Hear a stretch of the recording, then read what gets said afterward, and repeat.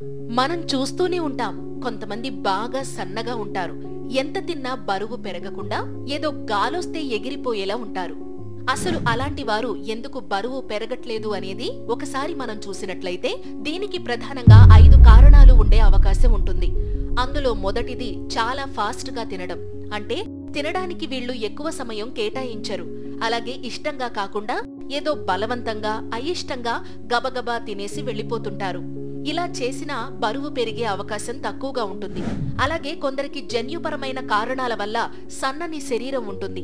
అది వారి జీన్స్. దానిని మనం రిపేర్ చేయడం కొన్నిసార్లు వీలవ్వకపోవచ్చు.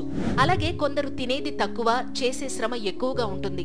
అంటే 100 క్యాలరీలు తిని 150 క్యాలరీలు ఖర్చు చేస్తే అప్పుడు కూడా బరువు పెరిగే అవకాశం తక్కువగా ఉంటుంది.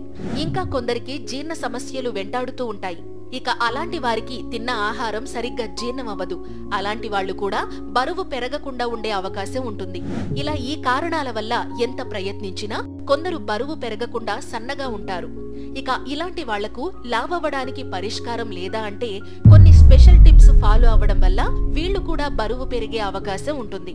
అవేంటనేది ఇప్పుడు చూద్దాం.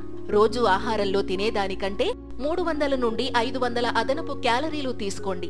అలాగే తీసుకునే ఆహారంలో మాంసాహారం, గుడ్లు, పప్పు ధాన్యాలు వంటి ప్రోటీన్ రిచ్ ఫుడ్స్ ఉండేలా చూసుకోండి.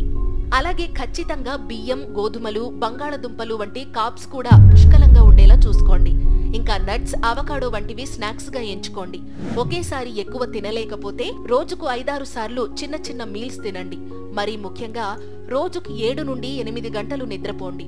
ఇవన్నీ మీరు రెగ్యులర్ గా ఫాలో అయితే కనుక బరువు పెరిగే అవకాశం అయితే చాలా వరకు ఉంటుంది. Thank you.